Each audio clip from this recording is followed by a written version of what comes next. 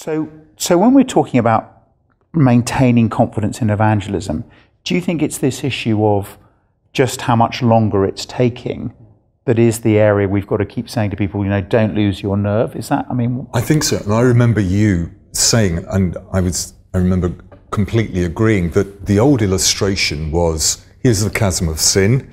There's God on one side, there's you on the other side. You can't cross, but here is the cross of Jesus. Walk over. That just doesn't work. That was the expectation. Yeah. Certainly 40 years ago, you expected the very binary, darkness to light, miracle, I've been saved. That's not happening. People aren't on the edge of the cliff. They don't even see there's a chasm. They don't understand what sin is, and they've certainly got no notion of God. They're a mile back, and they have 101 little hurdles. And by God's grace, as they interact with believers, as they maybe come to a church service, as they maybe do the Word one-to-one, as they maybe go on Christianity Explored or Life Explored, these little questions are being answered. And what John said has been precisely my experience. More than one occasion pastoring, I'd be chatting to someone after a service, and I'd say to them, I think you've become a Christian. And they say, yeah, actually, I think I have.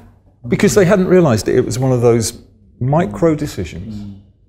But by God's grace. So how do we keep people encouraged in this new environment where it's taking longer? We know God opens blind eyes, but it seems to me in his providence it's taking longer. How do we keep them going? I think there are two fundamental issues that people wrestle with. One is, I think, their fear of speaking of Jesus. So I think there's no doubt that we are fearful of what people will think. Yeah. We don't like being embarrassed. We don't like standing out. So there is a problem of a lack of courage that needs to be overcome. Yes. But closely related to that is, I think people are crushed by the apathy of those around them who don't want to hear the gospel. So what I find in many churches is Christians who would love their friends and neighbours to be wanting to find out about Christ, and they try, but their friends and neighbours are frankly not interested. And then they find all sorts of polite ways of ever avoiding talking about it. So they know you're a Christian. They know that you're probably trying to win them and convert them. But if they're not interested, it's very, very hard to push it when there's an unwillingness to receive. I think sometimes we think of evangelism as something that we do, and we've got our idea of who we want to speak to when we want to speak to them. But people don't kind of respond to that in the way we want. I think we need to be willing to work with God more. And he opens up moments of opportunity. He opens up opportunities with people where you may never expect it. One of our frustrations is that evangelism doesn't always work to our timescale with the people we want to work with. I was struck in your little book on the state of the nation, just that actually for a lot of churches, particularly in the sort of the traditional bastion of evangelicalism, the white middle class, that's particularly true, this apathy.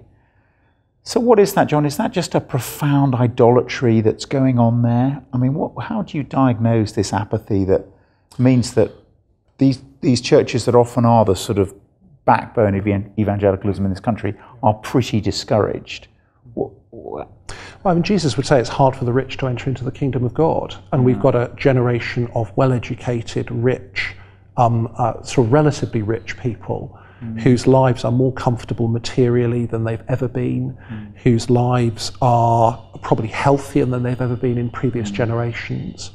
And I think to them at certain stages of their life, when death seems a long way away, when they've got heads down on careers, kids, and they feel successful, they don't feel any need of the gospel, and they don't think that the gospel will be capable of addressing the problems that they are wrestling with. And they've also, of course, got a narrative, as Andy was saying at the beginning, of how Christianity has failed. So therefore, we're not just in a pre-Christian culture, we are actually in a post-Christian culture.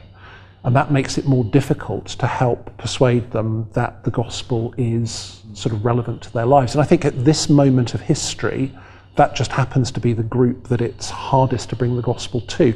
Maybe 50 years ago, that was the group that was most open to the gospel. And the way that God works is it seems that different groups, different people, different nations are more open or closed at different times in his sovereignty. So if I look at what's happening around the country at the moment, great openness amongst Iranians. It's still the case that most people become Christian under the age of 18.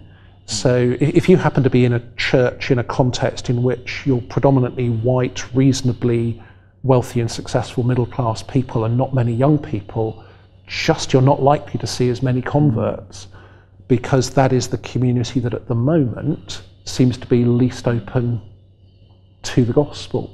And if you were in that situation, what would you be saying to those? Well, my own experience is not of a white, rich, middle-class background. For 24 years, I pastored a church that was on what was called the most dangerous street in the whole of the UK.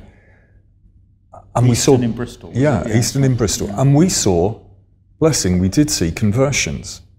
One because of the ethnic mix that was there, and one because of the need. Whereas I think to work in the white suburbs is probably the hardest, humanly speaking, gig that you could have as a pastor, because people are happy, they're content. Whereas when you work amongst the poor, for example, when we did door to door, if you had more than 4 visits an hour, you'd think, well, this has been a bad time, because folks will chat. There was need, they would be speaking about that need, you'd be able to speak into their lives.